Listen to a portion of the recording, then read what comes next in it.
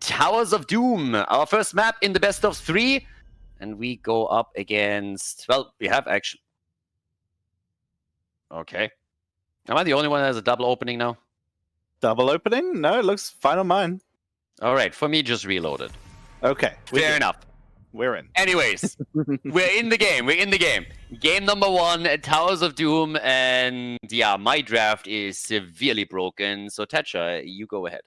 Alrighty, well, I'll start us off by talking about the maps we won't be seeing here. Dragonshire was banned out by Swedish House Mafia, and Feel the Heat removed Battlefield of Eternity. And Swedish House Mafia started us off with the map pick of Towers of Doom, which is why we're seeing Feel the Heat with first pick and first ban, as they will remove ETC as their first. And Swedish House Mafia, well, they watched that last game. They banned, well, they probably didn't. They were playing their own, but they still are going to take out the Cassia because she's absolutely devastating these days. As Johanna is also removed. Top priority tanks removed by Feel the Heat. Yeah, so Towers of Doom now coming in, and yeah, I'm going to head into the draft from our clean feed, since there's a couple of problems apparently with the in-game draft for me, only shows half the heroes. But either way, over here, that leaves me 2 seconds behind, but we're still good to go. So Swedish House Mafia against Feel the Heat should be pretty hype after the dominant performance we've just seen from Feel the Heat, banning out a lot of the control heroes already that also make for easy rotations. And we get Urel as a super early pick here for Blade. Banned out in the previous round against Wooby, but now they're locking Urel in for themselves. So the Space Goat once again in play. Urel comes out. That's that top lane domination and incredibly hard to engage once we get to those altar fights. Swedish House Mafia, though, they now have Ana. They have the Deckard. They, of course, have Greymane who makes it through, and they're going to already take us wild in with Medivh coming in as their second pick. But this draft going so fast right now, as Malfurion Tracer is gonna come in, and they see the squishy Medivh, and they say, all right, well, I hope you like bullets, because you're about to get a lot of them. I kind of like that we have Medivh picked first and then the Tracer pick. So normally you see it the other way around, because you're trying to, reduce the value that Tracer gets out of her ult. But Dino is just looking at the setup and is saying, like, Medivh, no problem, I can deal with that. So this is a super fun draft already, because there's a lot of confidence behind both teams. Having the Medivh for Swedish House Mafia doesn't come too much as a shock, but he's oftentimes a huge game changer, of course. But seeing Dino now on another hero we can really put the pressure on, that's going to be pretty epic. So yeah, I'm kind of hyped to see what he can do with this. This is going to be a lot of fun to watch. This was denied to Feel the Heat by The Last Dance, who banned the Malfurion in the last series. So you can see the respect that The Last Dance gave them. But in this case, with the Rhaegar being banned out instead, we see Feel the Heat picking up that Malfurion, so they already have that pressure. We're going to see Diablo banned out. That does leave Imperius up tank-wise. We've also seen a lot of Muradin and Mal'Ganis these days, so we do have several really good options. And of course, the Garrosh has been left available, so they could potentially do Portal Medivh plays with the Garrosh, which is exactly what we're going to see. There's that Garrosh, and their support coming in as Stukov. Of course, that biotic armor on level 4 is going to be very helpful against Tracer. Yeah, it's going to be really tricky also if Tracer at any point gets caught. I mean, there's a lot of tools now against her. You have the silence of Stukov, you have that lurking arm, you have Garrosh also with the good ult that really can control her. So Dino is, of course, a fantastic assassin player and really good with those squishies that are highly mobile, which he oftentimes shows on his Zeratul too. And his Tracer is nothing to frown upon either. But it's still something where he needs to be very, very careful. We got that Imperius main tank now. We have Ultralisk on fall stats, so there's the global also. There's control with the Mighty Gus, but yeah, a lot of good tools for Feel the Heat at this point. Yeah, they have their own disengage now. Tracer's not going to be able to offer anything like that. Malfurion's route takes a while to activate, and Imperius is more of an engage tool. That left Urel as their disengage in case Medivh was to come to them. Farstad is going to allow them a little bit of more freedom around that so that they can hopefully play a bit safer. And of course, like you said, that global experience. And off we go. First map in the best of 3 series. The House Mafia in blue on the left, and Feel the Heat is starting on the right side of the map. And it's party time, ladies and gentlemen. This is the winner bracket of the Method Mayhem monthly final. And this could be a really exciting one, especially with that Tracer setup against Medivh, against all those CC tools that we have with jet propulsion, lurking arm, and of course later on the Warlords challenge. So Dino definitely has to be careful here, but he's proven in the past that he is an absolutely exceptional assassin player. he definitely has what it takes to get a couple of kills in. Can he pull it off? We're going to find out right now. So we head into the middle fight, already at engage, onto Imperius, lurking, arm, and dead. Goodbye, Wit. Good job, first blood. That was a quick one. He came, he saw it, he died. Veni, vidi, GG. Goodbye, Wit. Imperius is already dead, and that's not quite the start that they were envisioning here. But then again, only the early game, so nothing matters less than the super early game kill. The death timer is pretty much non-existent at that point. So yeah, pretty much just a warning shot that has been fired here. What did happen with that, though, is Famgrotto was able to get 7 stacks on his Master Touch on that Arcane Rift within the first couple seconds of the game. If he keeps this up, he's going to be stacked before the first objective spawns, which would be incredibly impressive. On the rest of the talents, though, we're seeing the Warbreaker, 1 stack of that already. We're seeing that Seasoned Marksman again for Falstad, Celestial Attunement, more damage output for the Malfurion, and that Vision, which will help him keep track of Tracer. Very cool talent to see here. And Stukov, Reactive Ballista Pause, really trying to protect himself from that hard backline engage that Dyna's going to offer. Yeah, and the interesting part now, obviously, also being that in this particular case, we have a setup where we could see a ton of damage also coming out of Falstad in the later stage of the game against the frontliner with those stacks again. It's not only Medivh that is stacking here. Talking about it though, Wit is in trouble again, is trying to get away here, gets the heal, barely. And Dino is also slowly but steadily moving his way out of the fight. Nearly goes down to the cocktail as Greymane comes in for a second attempt, but aggression really coming out of the House Mafia more so than anyone else. I'm not quite sure if that's the game style that Feel the Heat expected to have to play here. Yep, they have the hard engage here with that Imperius, but Imperius being the only frontline, with the healer being Malfurion, who is not known for burst healing, that he can get multiple Moonfires, is suddenly showing Wit before he got that Sovereign Armor, which he now has, which will help, but he isn't free from all damage here, as Indomitable is picked up. Meantime, Medivh across the map has picked up a kill onto Falstad, making it 2 for 0 right now in favor of Swedish House Mafia as they continue to hold control of the game. Yeah, the House Mafia is starting to absolutely wreck here. It's pretty impressive. We talked about how well the red team played in the first round when they took the last dance out, but this is honestly an incredible start into this first game of the best of 3 series here by the House Mafia. So great job by them. If they can keep that up, this is going to be a very dominant performance. But I mean, again, it's still the early game. Bit of a flip, nicely done. Bit of a bait and switch over here, so... Good job by Dino. He's the one that gets thrown in and they can easily rewind out. It could have been another kill against Imperius if he goes the other way. Yeah, very cheeky. Nice job. Get down, Mr. Imperius, as Dino takes the hit with the recall.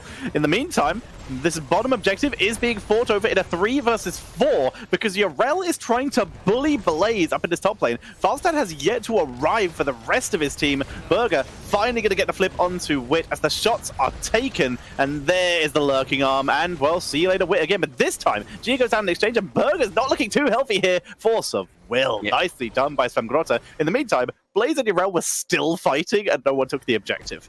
Yeah, Backhold barely makes it out there, but the portal was there when he needed it, so was the shield, so good job by Medivh saving Garrosh there. So this still leads us to a channel, or potential at least, on the top left. Usually you are not able to get the opponent's altar channeled through, and they are already running in trouble here, so I guess they will have to abandon it. And that's exactly the case. Gia's moving in, and he's going to make the play now for the team, so we will have that early game lead for the blue team with 36-32. Late gets attacked. These are honestly solo follow-ups. Backhold comes in, flips target over, stuns it. The follow-up from Stukov is there most of the time right away. And those are the perfect conditions for netting another kill. They have 3-1. 10 is, of course, going to change a lot. But still, the early game, very well played from the blue team thus far. Yeah, they really are in control. See you later, Blaze, though, is finally a counter kill going to come in here for Feel the Heat as they send Falstad up to that top lane as well to help out. They pick up that kill. Swayfleer comes in. Wit was looking for Gia there, but gets denied. Both teams, mercenary camps, pushing their way in, but much better position for Feel the Heat with more members down here. They'll clear this up and might be able to get a push in. Yeah, also, still in the middle, Svamgrotta gets attacked. Yeah, they need to be really careful with him now. He's at 25 stacks. You don't want to lose those. That would be a huge setback. Need to make sure that they protect him until he hasn't completed. Talking about protecting stuff, Gia He's a little bit unprotected over here. Nearly getting attacked by Dino. If there's a bomb in play, he could maybe connect it in an attempt to get the kill. But Greyman is able to walk away unharmed here. The locked and loaded is in now. The boomerang, as usual, late game value therefore can also be had by Falstad, sitting at 12 stacks currently on the season marksman. Divine Steed for Yorel, not going for the extra armor for her team here to maybe protect that Tracer. Instead, all about the escape of her own due to the very hard engage we can see here from Swedish House Mafia. And of course, that extra rotation to maybe two-lane the map, two-lane the map and get extra soak value in. As the next objective, double altar spawning in middle and bottom lane. And now we have level 10 abilities soon on the board. In theory, they could even drop in while we are still having the objective being fought over.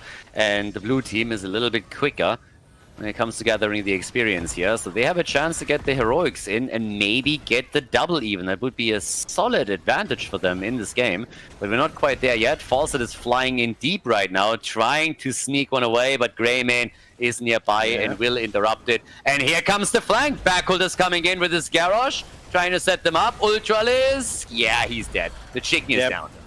Finds the target. In the meantime, Gia wasn't even here for that burst. He was actually just channeling that the entire time. Both teams hit level 10. Marker was able to defend this solo up in top, so this might end up being a double channel for Swedish House Mafia, as Feel the Heat forced to be zoned away. They're a member down. Blade goes very far in, is able to get away right before the lurking arm comes out and will escape. But the fact is, nice recall by Tracer, but she's still in a little bit of trouble, forced to run away. That is going to be the channel. Again, Swedish House Mafia creep even further ahead in this game. It's also interesting to see Marker on Blaze now. So he's actually playing in an off-lane position for them, whereas usually, of course, he's one of the main damage dealers for the team here. So they are switching roles as needed, depending on the heroes that they're picking. I'm still pretty sure that there's plenty of opportunities for him to, for example, bring in a Liming on Battlefield, a Mephisto on Volskaya if it ever comes to these maps. But for now, we have the invade on the Pumpkins again. Taunt against Wit, and there's the action. Boomerang comes out, so does the Tracer ult. But Wit is down, that's Imperious dead once again, and the camp at least taken by the red team. But the action is still ongoing. They're going for the kill against Maka himself, who bunkers up. Is a bit in trouble, but the Gust is actually protecting him in this case. Here comes Burger. Blade is still trying to delay here, and he's not even committed to kills here. He's more than anything trying to keep the enemy team on him so that those sappers make it in, and they do so, taking out majority of the front wall. Nice cheeky play there, but in exchange for his heroic, you got to question the value. There comes the Nature's Cure from Malfurion onto Ultras in case he was flipped. Remember, you cannot pre-cleanse with this, but Falso was able to barrel roll away to safety just in case, and everyone's able to get out of there alive. Imperius is already back and respawned, and Feel the Heat, they've managed to put a little bit of pressure onto the map and have crept themselves up to just about a quarter of a level deficit. But still a slight advantage over for the blue team, especially when it comes to objective points. They are heavily ahead. I mean, they have a 12-point lead now, and they should easily be able to maintain that during the next objective phase. If you have the top left, top right spawns, it's usually an even trade between the two teams. Nobody going for anything else here, and in this case, we don't expect any of that either. So 4 shots fired by each team, 13 next up on the board. But yeah, it will be a little bit rough right now. It's looking fantastic for the House Mafia, and they're already aggressively looking for additional kills. There's the taunt, and the bird is down. That could not have been played better by Burger there, using the Indomitable to get through the Celestial Charge. Picks up the kill, massive shove onto Blade, and they're trying to chase down one more kill. Blade's Divine Steed, though, he's going to be able to mount up and get out of there, even uses the Hand of Freedom to guarantee that he is not caught out. But that could not have been played better by Burgolt. I am so impressed how he was able to play around all of those engage tools. He's been playing incredibly well with this. I mean, honestly, his hero pool or the top picks for him were always his Garrosh, his Johanna, and his Tyrael. Those 3 picks were always the top picks for him, to an extent where some teams even banned certain ones of them out against him. But you can see how dominant he's currently playing here, and the entire team is just following up on it. They're a well-oiled machine, and they get another kill at 7 versus 2. The bird comes in, they're trying to get the Gust, but he gets immediately bodied here, and now Ultralisk is again on the run, and there's just no escaping this. He goes back into the KFC basket. That's another dinner for Greyman. quick kill here, and they're following up with even more. They want to chase down X-Ray, and to be fair, Feel the Heat is just rushing away the entire game, it seems. Yep, they're looking in a little bit of trouble here. Swedish House Mafia trying to dive the fort here. Stun from Blaze. X-Ray's down. Bunker attack the shots. Taunt comes out for good measure. Burger's losing a lot of armor here, but his trait keeps him up. And look at that Bunker micro to really keep swapping who the aggro is on. The fort is still alive, though, and here comes Imperius back for one more fight. Burger is low. Pulse Bomb comes out, but he tanks it beautifully. And Wit dropped down to half health. The kiting from Medivh, who's done on stacks, by the way, has been too much. Dyna will channel in. He will get interrupted once, but right now, it looks like Swedish House Mafia have been able to re-heal up and will be able to re-engage. Yeah, and they got top altar control now too, or top bell tower control, which means that they have the 5-3 lead. So this is gonna hurt if it gets channeled, and seems like they can't really do a whole lot about it. They're trying though. Blade comes in again. He's not the only one. Wit is moving in too, but he has to commit to the ult as we're speaking. And the portals are always there. As much portal control as possible from Malfurion, but there's only so much that he can do. And again, Wit gets control. They go for the kill, and they get it. Knockback from Blade, trying to buy some time for the rest of the team as Dinos trying to kite Blade here, trying to kite Maka here, but Maka's too tanky. Dinos just tickling him with this Tracer. He's forced to back up. Ultralisk over the wall to escape there. I think he flew to get over that wall there, just point blank to make sure he got out, because he didn't have barrel roll available. And as such, Swedish House Mafia get the channel, gain control, and they got the extra shocks. They still held bot lane. Yeah, they are getting wrecked right now. It's 10-2, and Feel the Heat is really feeling the heat. They have, I mean, again, they might be, they're going to be able to real take the bell tower, so that's actually going to be nice for them. But at the same time, they're 1.5 levels behind roughly. They have lost map control completely. It's 10 kills against 2, which shows you pretty well which team is able to win these fights. And if that doesn't change soon, then with increasing death timers, Feel the Heat is going to be in even more trouble. What they need to do, they need to bridge the experience gap so that they have at least even talents. And then they need to find an opening and get kills. And right now we have another taunt, another silence. The follow-up is there again. And that's goodbye Wit. Imperius is dead again. They're farming him. It's 6 kills against Imperius already. The lack of burst healing just becomes more and more obvious as X-Ray is doing everything in his power, Tranquility and all to keep his team alive, but they're just being locked down till they die. Bunker down one more time, right into a straggling fight. Tranquility is a little low here. That was a good setup by X-Ray, but they don't have the damage to finish anyone off here. Down goes Yarel, and that's going to be this bell tower being reclaimed here. Nicely done. Swedish House Mafia continue to hold control. They portal through right into Strangling Vines. Good job by X-Ray. That is how you counter portal play. But bell tower's gone. Falstad's up here very early, but the fact is the rotation's easily within the time limit for Swedish House Mafia to even contest that if they wanted to. Yeah, this is pretty much what I expected Last Dance to do in the previous round. It's just continuous CC against Feel the Heat, and it works extremely well for the blue team now. So there's the first few shots already fired. As long as they get 2 out of those 3 altars, they're going to be in a great spot. I mean, pretty much they're going to push the opponent down to the single digits. We have 29-10, and with Galna Gulnar getting the channel, that's going to be 5 points on the core for Feel the Heat.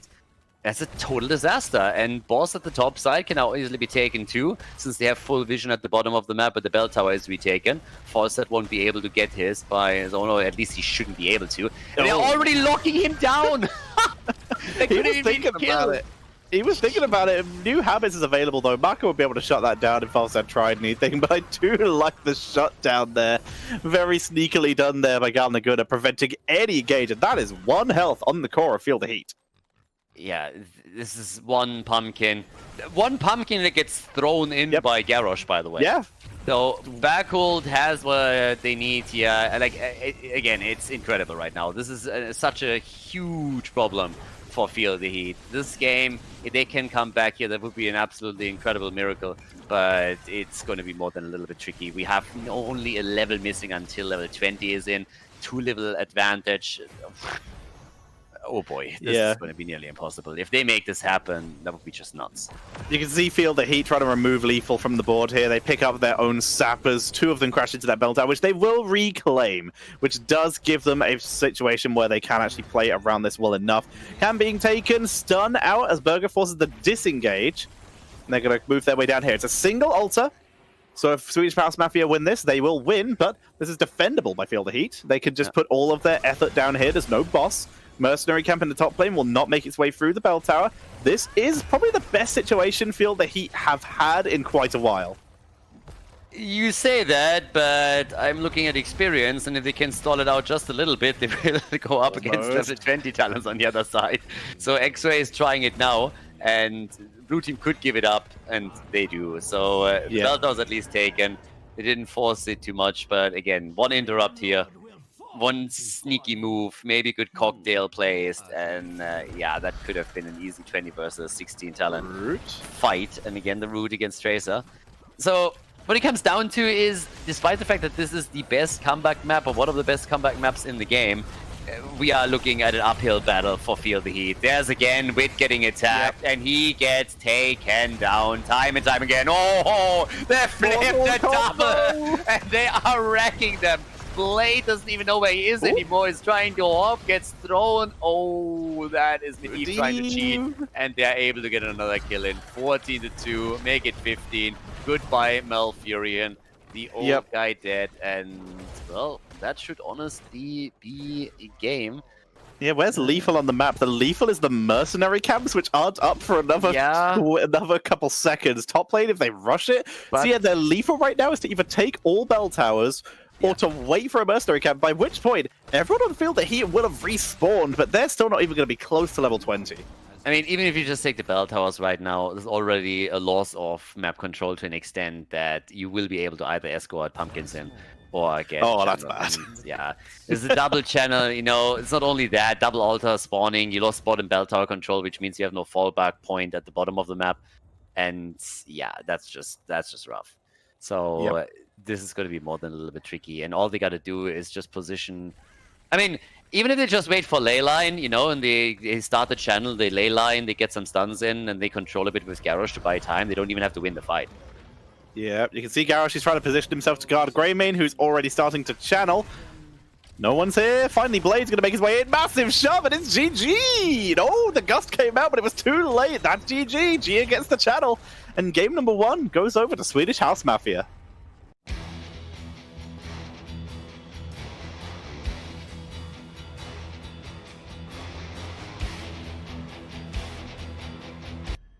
But we are in game number 2, or at least we're in the draft of game number 2. We're looking at Infernal Shrines now, and the lead for the House Mafia is definitely quite nice. But the second draft starts off with a ban that was probably pretty easy to predict here. If you have a team win with a Medivh, chances are that in the next game, that hero gets the boot quite quickly, and he is the first ban indeed by Feel the Heat. So yeah, it makes a lot of sense here.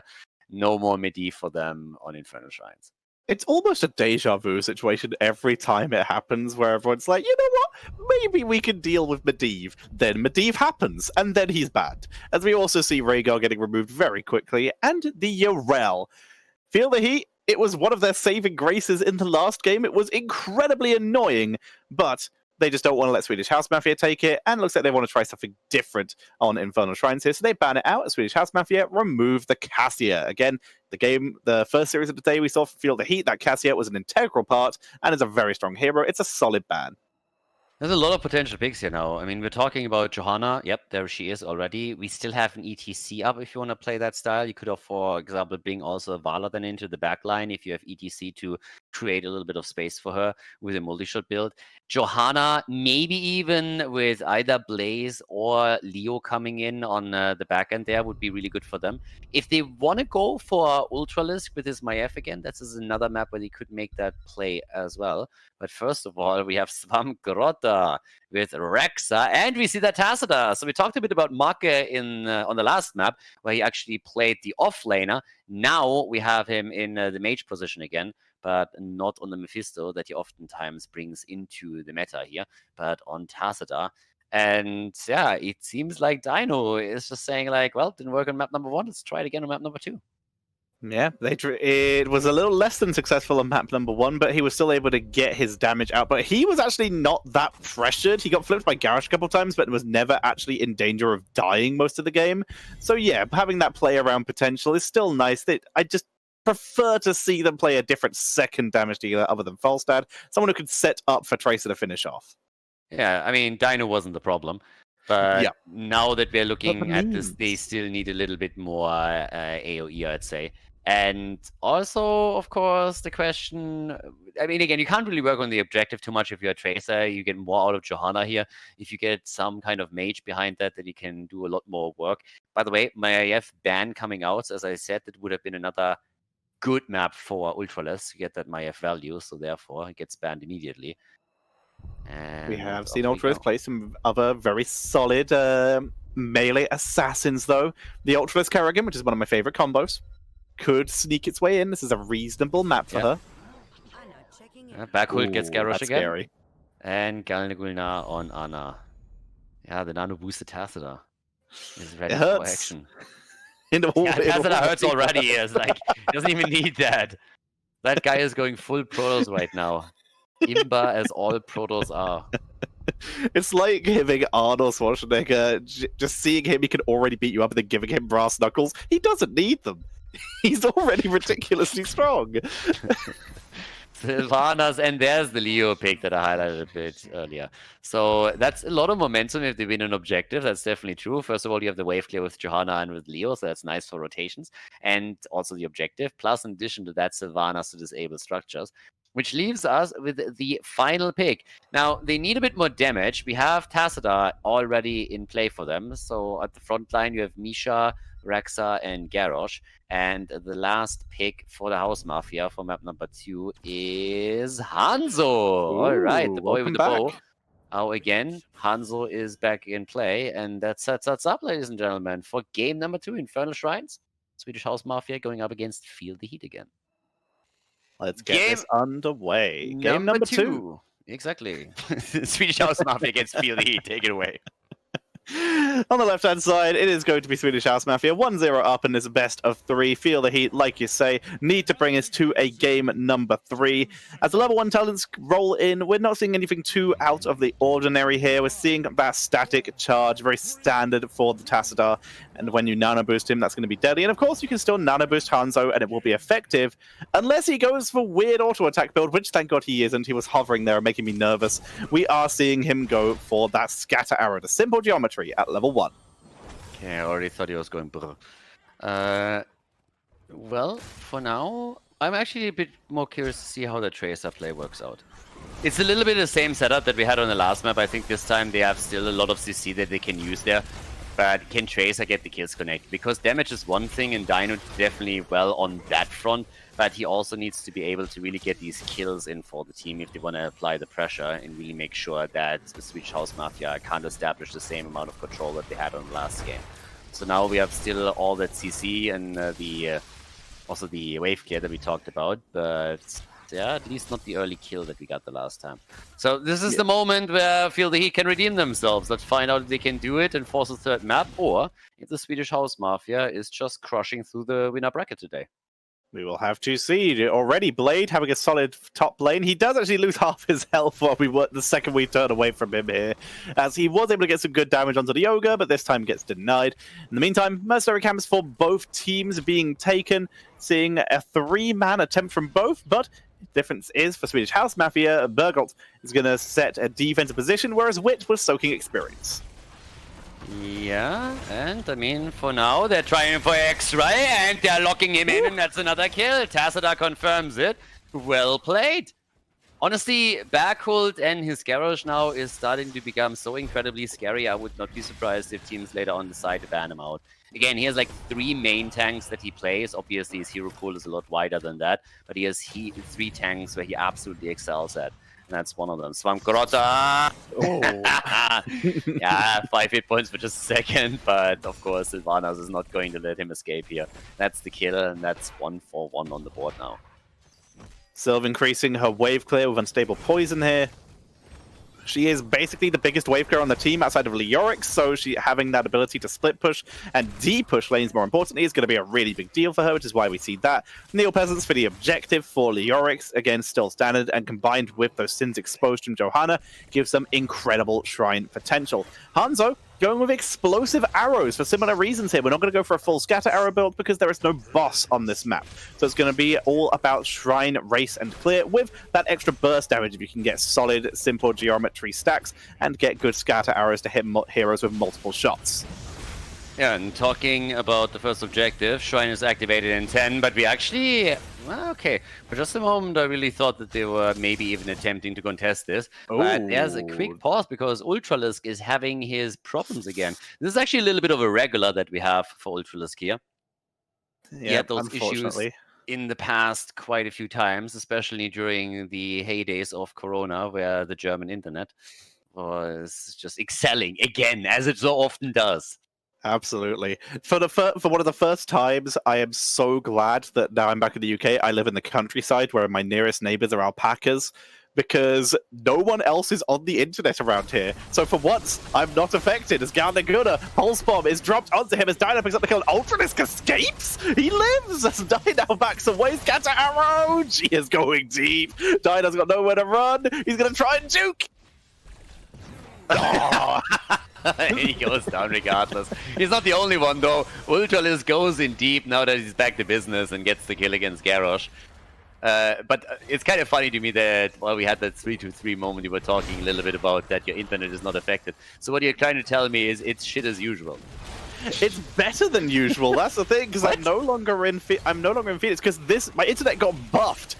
When I moved back home to the countryside, it's finally decent. I'm able to stream myself, as you've been seeing, as opposed to having to be a JPEG on someone else's stream. And I'm not in America, where I was living in a city where everyone was on the internet and sapping it away, causing the lag.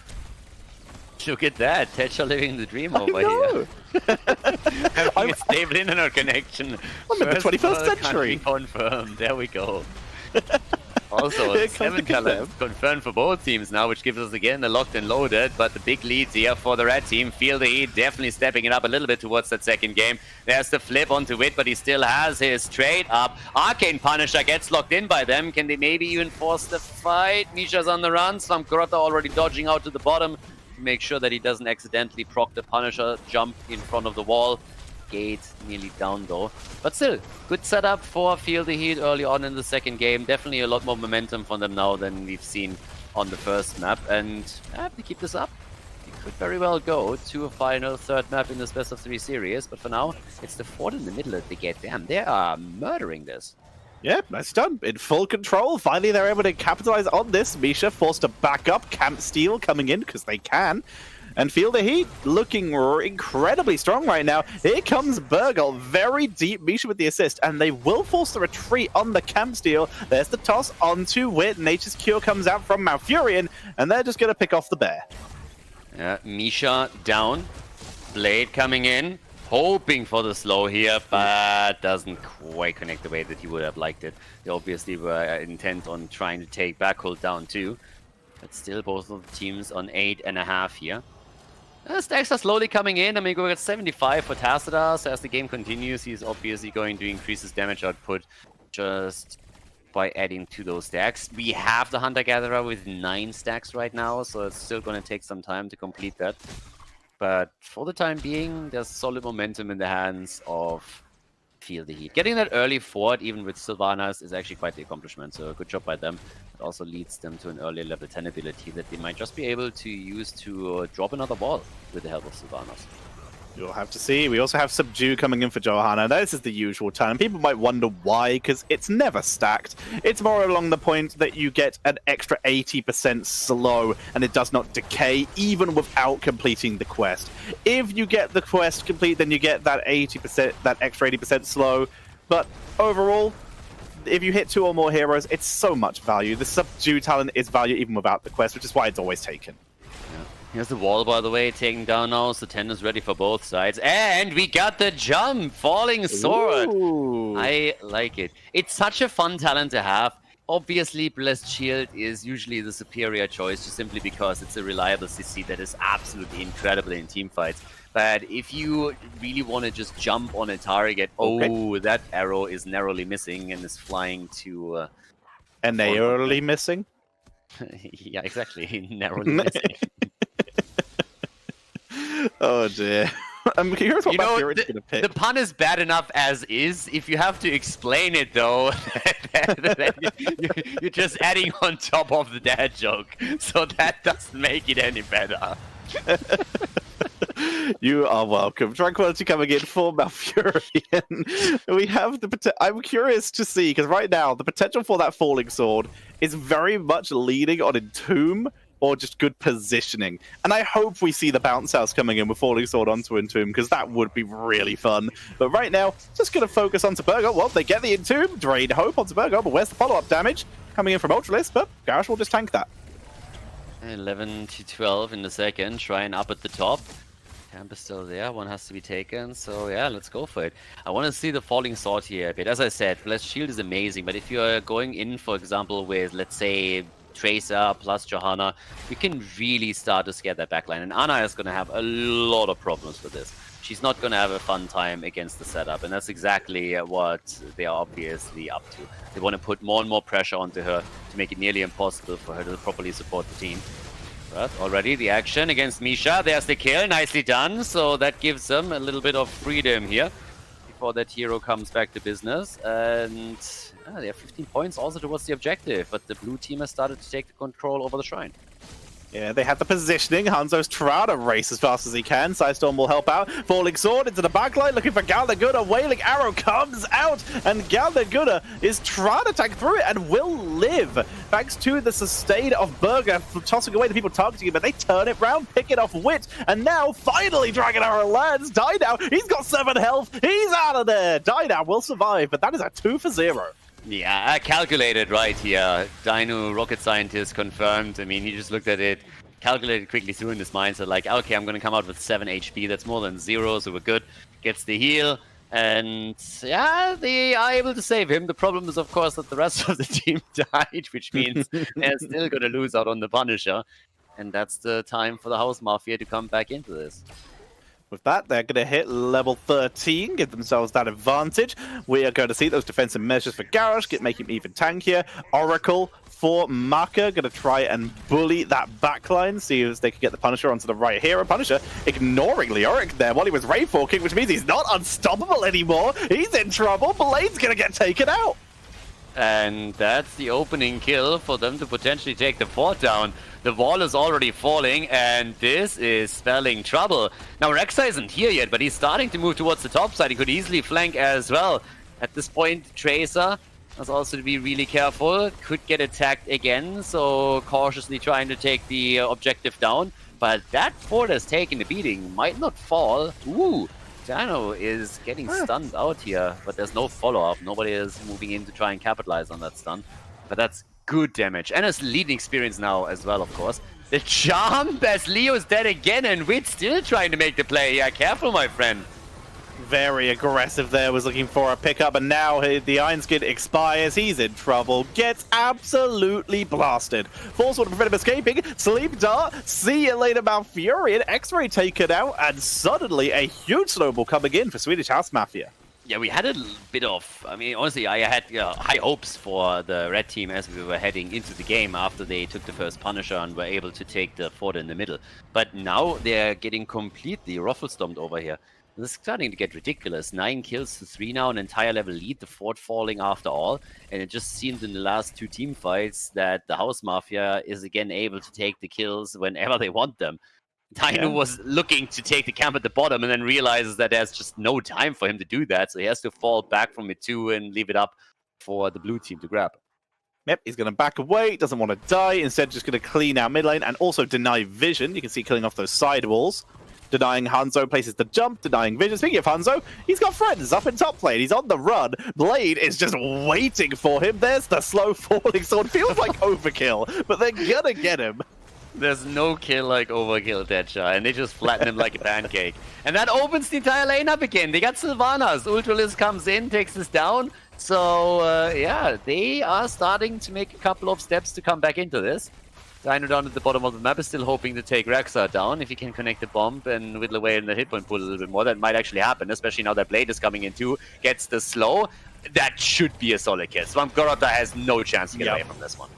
Nowhere to run. He tries to make it back to base, but that he was going to get taken out. Even if he lived another 4 seconds, and Tomb would have come up right when he reached his front wall. So he probably would have gone down anyway, but that's going to feel good. They don't have to use that before an objective. As we see level 16 come in a little bit later again for Feel the Heat, but they are back in it. However, they have to now be very careful of that Thermal Lance coming in for Tassadar. Percentage damage really going to be bullying onto that front line. And Mortal Combo for Garrosh. Burger looking for massive lockdown potential. Yeah, heavy-handed is in. After initially we saw the 1-2 punch on level 1, of course. Got the jump on Tracer. In most of the setups that we're having here is pretty much the norm. The pulse generator has been established after the Tracer rework as the standard level 4 talent. Yep. Locked and loaded on level 7 now as well. So pretty much the build is very much so set on how you want to play the hero for her too.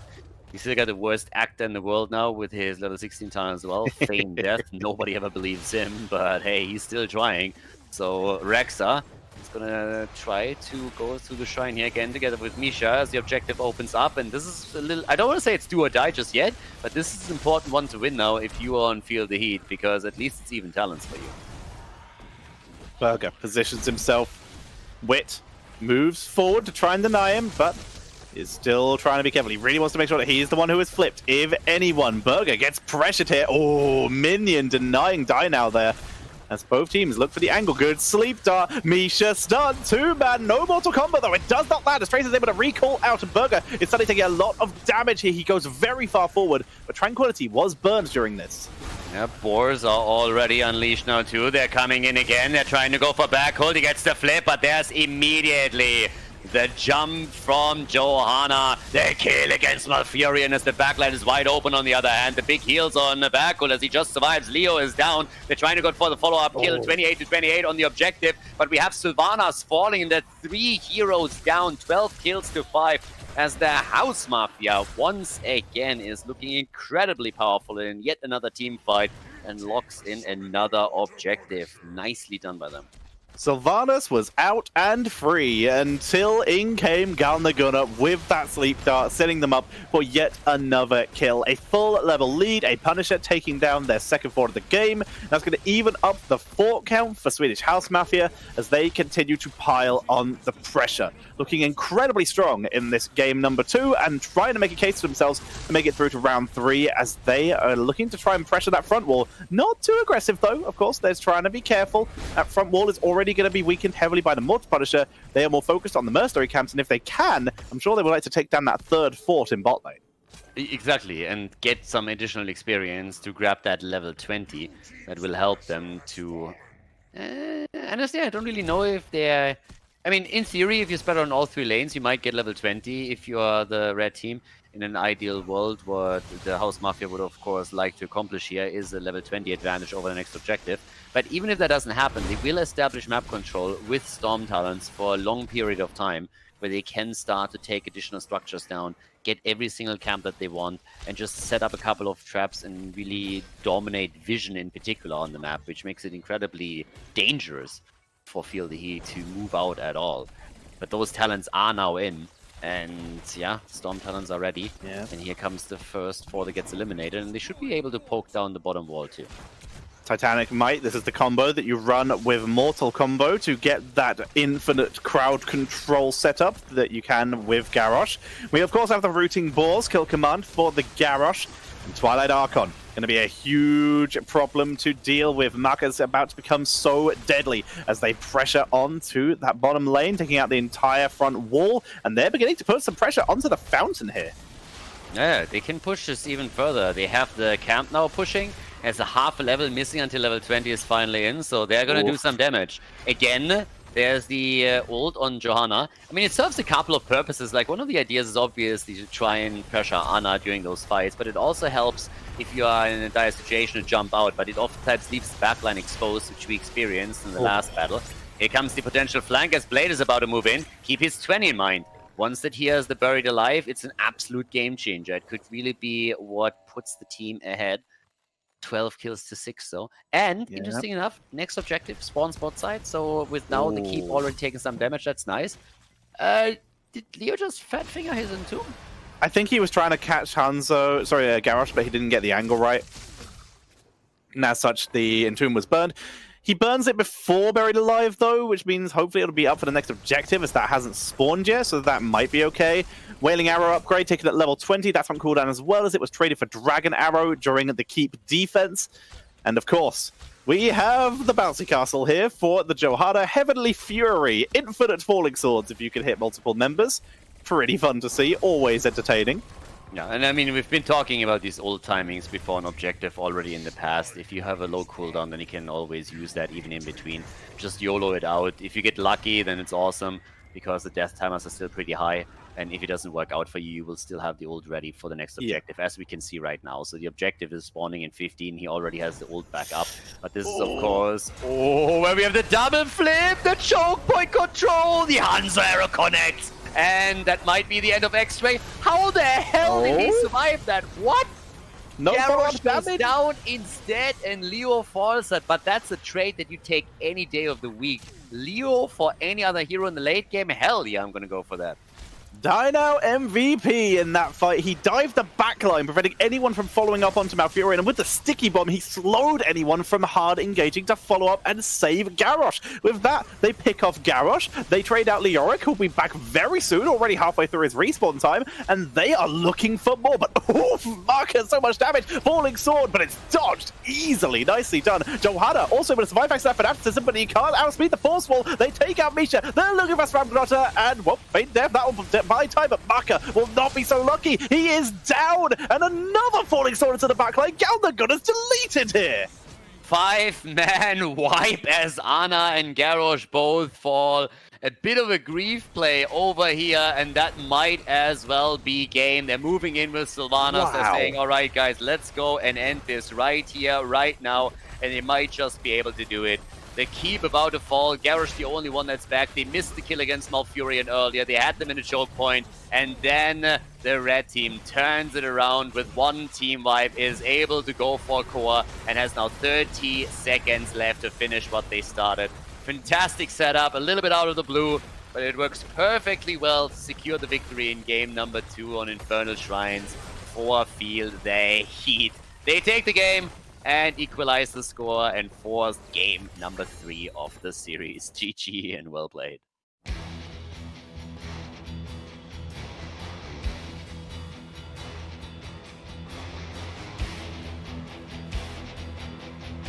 Map number 3, the draft, Tomb of the Spider Queen, Swedish House Mafia against Feel the Heat. We are underway, and again, this was the map choice of Feel the Heat, Swedish House Mafia, trying to close out the series with that first pick and first ban. Let's get this underway. Where are we going to see the bans heading for Swedish House Mafia? What are they going to focus? Is it worth banning out Malfurion at this point? Because the Tracer this time significantly more successful, with a Sylvanas being the assisting damage to it as opposed to Falstad. So maybe it's worth removing that potential. I think you're more so worried about a few other heroes on this, especially when we're talking about offlane, than necessarily the Malfurion. Yeah. I feel the control of Tracer is something that they have shown they can do. It's more so over here. I would more worry about the wave clear than anything else. Tracer can be a huge nuisance, and banning Malfurion would be a bit of a soft ban to her as well, because that perfect combo between Malfurion with the heal over time and Tracer isn't available for you anymore. But I still think that they did extremely well against it, and that it wasn't necessarily what lost them the game there. So we have ETC banned out in Cassia first, but I wouldn't be surprised to see a few more of those offlaners with wave clear eliminated too. Maybe even a main tank. Johanna, for example, comes to mind. That would be a solid ban out here. Like you say, Johanna, this is probably one of her best maps in the game due to the rotational wave clear that Condemn can offer. Maiev going to be removed here would have been, we already know just how good Ultralisk is on this, so seeing that taken away is very sensible. Loads of respect being shown here by Swedish House Mafia. Feel the Heat, even though they struggled in some of the earlier cups, they are still a team to be feared, as we have seen. And though, while we're talking about respect, see you later, Medivh. It's just too scary. Can't blame them. Yeah, game number 1 was pretty much a beatdown, and Medivh was a big part of why that happened. So Medivh gets banned. That's the Johanna first pick for backhold. Again, she is fantastic here. She brings the wave clear. She has all the survivability that she needs, and she is a reliable first pick, or at least early game pick, when we're talking about Tomb of the Spider Queen. I mean, the hero has been banned multiple times over here too, just to put that out as well. Now, there are, of course, there's still a question what we're seeing on the offlane, because Leo is a good choice. You can go into Urel. You still have that Blaze available, so that's just like top 3. But Urel gets locked in right away. And once more together with Tacita, likely to be played by Dino in this one.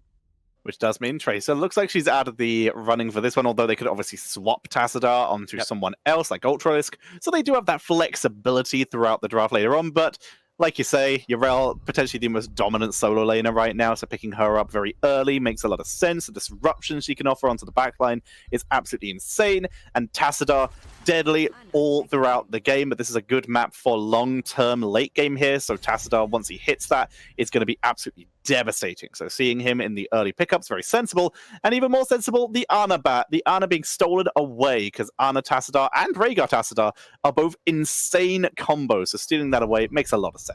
Yeah, and there's a lot of dangerous stuff that you can do with that now. Not only some old school stuff like going into a Gul'dan, but I mean on this map even a Kalthus is really solid. You have the Jaina potential, and it's Makke. Mephisto is always an option, plus that Li Ming. So that's 2 heroes that you could combo with on the mage side that Makke absolutely excels with, and that they can do a whole lot of work with. If they are looking for someone to get really those blow-up kills in, then Li Ming would be pretty fantastic there.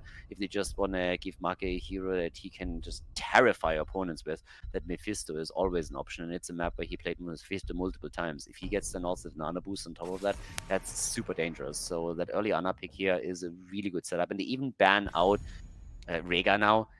Could bring us back to the Malfurion that we talked about. Deckard is making a little bit more of a comeback lately, especially over the last couple of tournaments, but it's a really solid draft setup from the House Mafia. Yeah, they're holding a really solid draft right now. They just have flexibility on their damage, which they can, of course, flex to the main tank, feel the heat, see what kind of engage play they have to deal with. Feel the heat. What are we going to see here? Tracer does, in fact, make it back in, and they bring Tyrael as the main tank, knowing they could still pick up Malfurion later on if they want to, but they could, of course, flex that support to someone else if they want. They now have the flexibility to do so because of Tyrael. Extra shielding for Tracer, meaning she'll have a much safer time with those engages. It's a very sneaky way of getting that Tracer into the draft by Feel the Heat. Yeah, but there's still enough to react from the other side as well now, of course. So, do we see another stun? Karrigan and Li Ming has a lot of chase potential now. Really good stun follow-ups on any kind of CC that Johanna can bring in, or Rexa.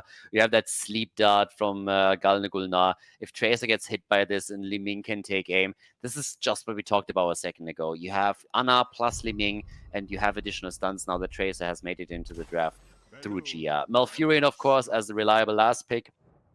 That one was a given with Tracer, but it's a spicy draft. It's a spicy draft for the last map as we're heading into Tomb of the Spider Queen, ladies and gentlemen.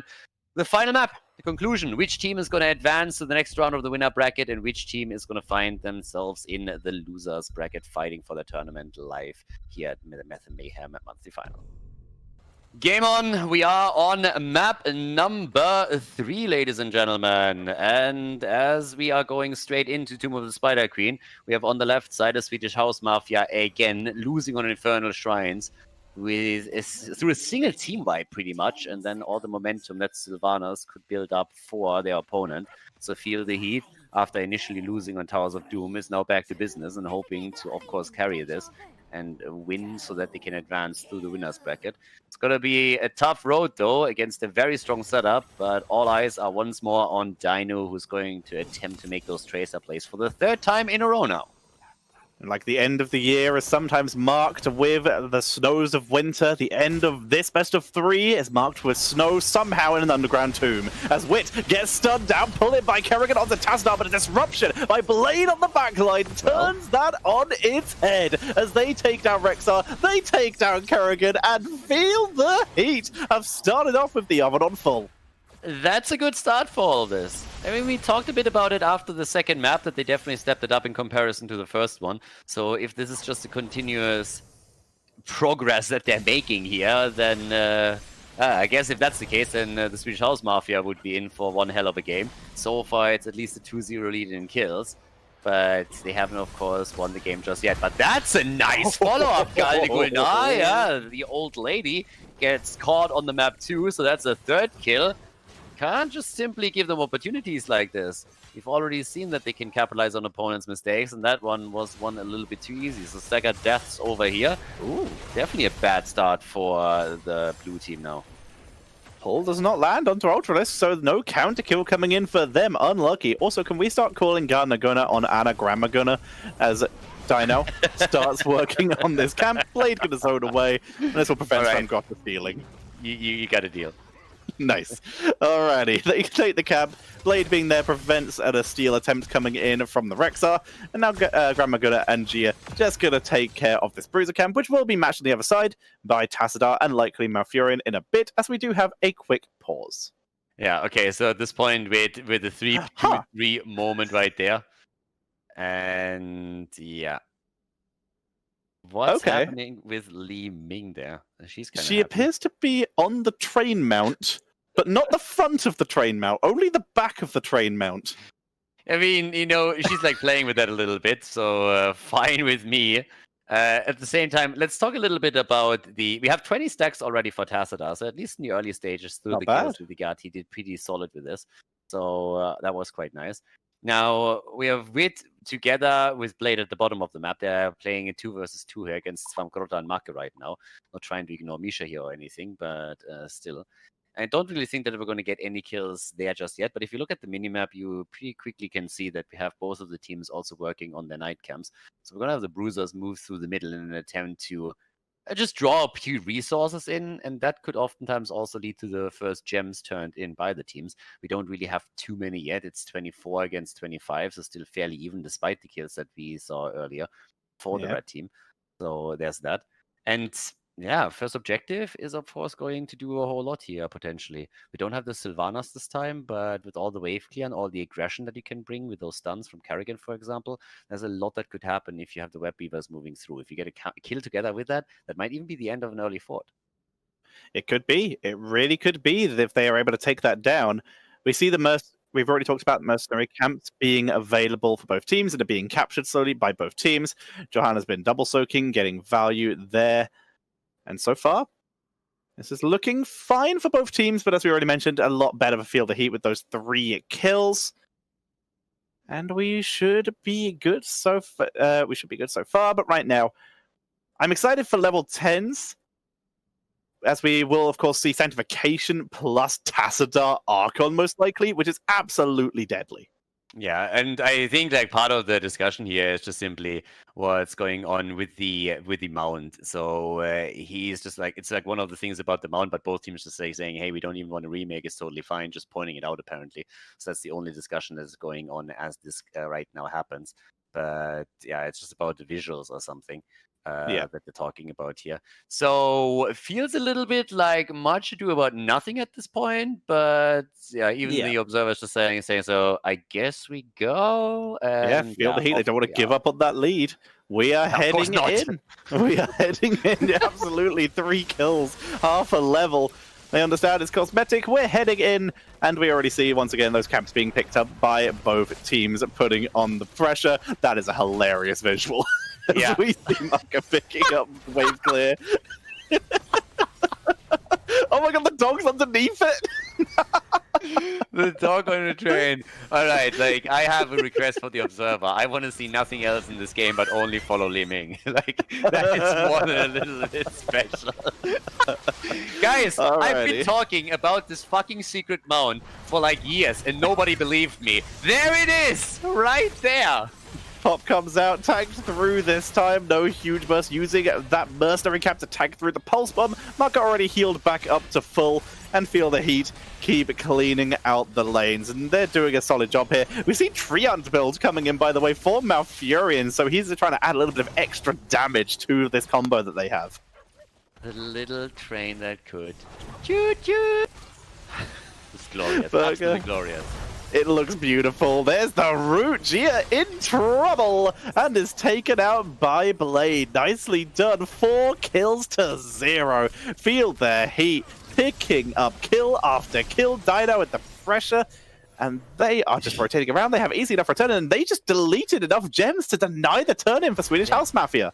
And dude, like, this early game is a train wreck. Especially boo! You didn't do it, I had to. Hey, wait. You know what I have to say about that joke? Caboose! As we see the pressure onto Blade. Alright. Sleep on tutorial. He's trying to turn in, but right now the pressure Maffia is offering is doing a very good job of denying them that turn in. Both teams now have enough gems for the turn in as they keep the pressure on Wit, trying to bully Gia even more. Level 7 talent advantage still for a couple seconds. They look for Gia. Pulse bomb lands. Tracer with the pressure. Nice recall just in time to dodge the stun. And that's going to be Kerrigan popped for another time. She has died 3 times. 5 kills to 0 after 4 minutes. They are absolutely crushing them right now. It's just really this ramp up for the team. Now, I can tell you one thing. Feel the Heat can definitely not allow themselves to always need such a long ramp up time before they're making any plays here. But at this point, it just feels like they are totally wrecking the opponent's team. Now, level 10 abilities might change that. Once that you have a Blessed Shield out and you have a couple more tools that you can also use to just simply annihilate that squishy setup that exists for a lot of the heroes on the red team side, it could turn. But at this point, it's a snowball question. How much can you get out of this early game? With 5 kills to 0 and the objective now coming in, if they get a few more kills, then we're talking forts. They're already pressuring onto this tower. Webweaver still have half health. They might be looking for force right now, even without kills. As they're going to take down the second tower, still half health on this Webweaver. Huge pressure onto Burgot. Dino's in the backline. Galnaguda dropped low. He will be able to survive. Attempt to turn around from Gia, but there's no follow-up damage. So in the meantime, no kills are required, but that zoning means that's the first fort of the game at 5 minutes 21. And also, this is easily going to translate into an early level 10. If they get enough gems for the second turn-in, if they can make that happen, just imagine how this is looking with 2 turn-ins in a row. But we're not there yet. We got another pause, though, because Ultralisk is once again showcasing that majestic German internet that they have over there. I honestly want to know where exactly Ultralisk lives, because he has that problem time and time again, and I just feel like he lives in a cabin at the woods or something, you know, it's like at the edge, I don't know. There's like a badger coming through and just like bites his internet cable or something. It's just like, I really want to know where this kid lives, because it's just such a reliable problem for them that it's honestly funny. Yeah, luckily with this time it was a very quick one. We're back in. I mean, I still remember back to the days where, and it's still kind of a thing, where we'd be casting together and high winds would take out my power and internet because they would knock trees onto the lines. I still remember those days. As we see Misha chase his Blade off a bit. His Blade just going to chill in the lane as we finally see Maka able to turn in his gems. I mean, someone should really tell Ultralisk to download a little bit more RAM. That might be one of the issues that he has here. But, yeah. But again, as we're heading into the next setup, they're the blue Webweavers now. So they actually get the Webweavers just perfectly timed, because they will get level 10 together with it. And once we have that, there might be a chance for them to at least begin a comeback. So we'll see. Honestly, it turns out maybe that Ultralisk, you know, has perfect internet, but they just like build up that reputation so that whenever they need a little bit of a tactical pause, they can put that in, and everybody just expects Ultralisk to lag, so it's not a problem. They are playing the long game. As BM as that would be, I'm going to consider that that is definitely not the case for Ultralisk. He's too much of a mad player. As they begin to push in the bot lane, Swedish House Mafia finally looking to start their comeback here. And that is a lot of pressure. They're going to try and look for their first one of the game as well. Webweaver again, about half health, exactly what we saw for Feel the Heat. Blade is very far forward. Big job, nicely done. And our defender will shut down the turnaround play as he's able to retreat. And with that zone, that Webweaver is going to be cleaned up. Fort will live. Sank has to be burned, though. Yeah, but it's a good defense regardless. If they can stay at the bottom 4, it would be great. Now there's a follow-up though, and that's a kill. Finally, a combo against Urel too. Can they get a little bit more? Gulna, Grandma Gulna is still alive, but Tracer is dead. and does this. All of a sudden, Gems lost. Maybe not. Blade trying to recover all of it. And he's going to get away. Good job by him. They're not done yet. G is on the wrong side of the tracks. They're taken out. Misha's going to get dropped by the fort as well. And they're going to end up having a 1-4-2 trade here. Swedish House Mafia finally getting a fight in their favor. But losing Kerrigan isn't going to be great for them. And they don't get the fort. No permanent damage done. They creep their way back in experience, but they're still behind. 4-kill deficit right now. As Blade, oh, we cancelled his channel too early. But still, this is a turn-in, and X-Ray will be able to complete it. He has the exact amount of gems that you need for the turn-in, so that's another wave for the red team. Yeah, that could now become nasty, since a level 13 talent is not out of the question for this fight. Getting the camp in the middle is nice and all, but the problem is it's also taken on the red team side, so they don't have an advantage for the defense here by any means. It's getting a bit tricky. I mean, again, they got at least 2 kills, right? So they're getting a few points on the board. It's slowly getting there. Level 10 abilities are helping with it. But there's still a long way to go for them. Yep. Ooh, that's not good. That's a lot of gems. That's over 10 gems dropped there. And they hold them. They guard them. No one's in position. Rexar loses them all as Feel the Heat extend their lead. And they're looking for even more pressure. Are they going to try a dive marker here? They're looking for the engage. Blade is deep, but he's going to hand a freedom. He's going to get out. Doesn't want to take the risk here. Even dodges the orb over the wall. Yeah, Tracer moving topside now together with the first Web Weaver setup. Bottom of the map. That's where we have Tacita actually all alone doing his thing. Marke is in trouble, and with trouble, I mean he's dead. Dino comes in, takes him down, and that's 8 kills to 2. Bottom fort has fallen. Middle takes damage up to the top. The fort also incredibly low, already looking at 50 HP. This is starting to be an absolute beatdown. I mean, what the hell? What an incredible change of pace here from game 1 to game 2 to game 3. Feel the heat is burning bright into Most Spider Queen. Feel the heat, really looking at the team they did in game number 1 this time, in the first series of the day, as we're going to see bot lane takes a lot of damage. They took down the last fort. They haven't even lost their own fort. They are only 17 gems away from a turn-in, and they're going to take this opportunity to take the boss. Time for the boss to be taken. Half a level to 16. Insanely ahead. Yep, they let it go. 2-level lead. They have to let this one go because there's an invade and they don't have the talent advantage yet. It was a good attempt to try and steal it away. If the opponent doesn't rotate in, then you get it. But of course, that was a fight that they were more than willing to take, since it's one of the few that could theoretically bring them back into the game here. But bridging that experience gap is not going to be easy by any means. And they make another approach for it. Tracer's at the bottom. So should let it go again. Granny Guna over here needs to be a bit careful with the positioning, but now that the Bakul is moving in, yeah, they haven't let it leash just yet. They wait for the 16. Yeah, Khaldor is playing so ridiculously safe at this point, playing right at the back. Yeah. Really trying to avoid getting picked off here. But again, like you said, they leashed the boss, but the more time they're spending up here, the further Tracer's pushing in that bottom lane, really trying to pile everything on here with some Siege Giants. And she's collecting gems. This entire time she's pushing, she's grabbing gems for her team, which are now only 10 away from their next turn. So 16 is in. That's also the moment where you can make the commitment for the boss and really take that fight, and that's pretty much what they're doing now. 53 gems, so they are 7 short, which they should easily get. Quest at least completed for Rexar with a Hunter Gatherer, so that means extra armor for him and Misha now. So that's one step into the right direction. But boss, are you really fighting against the talent advantage? Probably not. I guess we're going to see a turn-in for the blue team, just simply changing, exchanging their gems against the boss defense. It's pretty much the only thing they can do. Means that the Web Weavers are not going to do a whole lot of work, but they will have the freedom on the map to take the boss down, so that's one of those unfortunate trades that you sometimes just have to make. They also now have the trade advantage here for Swedish House Mafia due to the fact that they no longer really have gems to lose.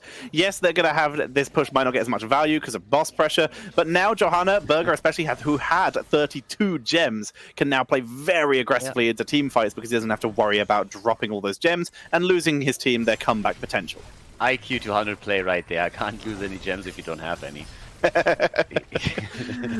Boss at the top gets defended, so that's a good step. Didn't really lose a lot. Lost 1 tower, that's all.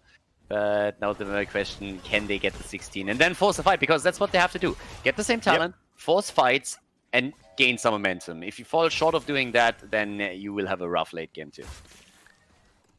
We can see the hovering around by Swedish House Mafia. Like you see, they're trying to force a fight now that they're on even talents, trying to make the most of their one remaining Web Weaver, trying to get that spider value. And they're going to be able to get the towers, but when you say 13-minute Web Weaver, you don't think, oh, I wish I could get some towers. Here comes the Ardent Defender coming in. Yarel able to tank the engage, and that's going to force the disengage. Kerrigan looks for one more, unable to land on Dino. And Gia is just not getting these combos right now that he is looking for. He has been punished so often in this game. He died 4 times. It's tricky for him to really get out there. And Wit is beasting it on Tyrael at this point. So sanctifications were really important. He got 1 death against him. That happened at the bottom of the map. But again, Tyrael is in, jumps out. Look at Backhold alone. Maka is moving in. Dino is going in for the kill, and he gets the bomb connected, easily zipping through that. The follow-up against Kerrigan, she's dead too. There's the 3rd one. Granny Guna is dead, and that's 3 down with an easy opening at the bottom of the map to allow them to take the first keep of this game. Feel the heat crushing. They still got the sanctification. Are they going to commit to the core? They could. They looks like it. Li Ming's up in 20 seconds. They're against Johanna and Rexar, the highest CC on this team. They're going to be able to drop blinds to see if they can drop enough stuns to keep this down. Bless Shield is available and should be used for the defense here because this core is down the shield. Here comes the Bless Shield. Here comes the balls. But the core is dropping. 3 seconds till Li Ming. If they can drop him low enough, Li Ming resets, could save it. But there's Sanka. That might just be the secure on the win. Yeah, they're going for it, and the Tyrael explosion is another 5% when it's needed. There we have it. Bam, 7, and this is game. Feel the heat with the victory.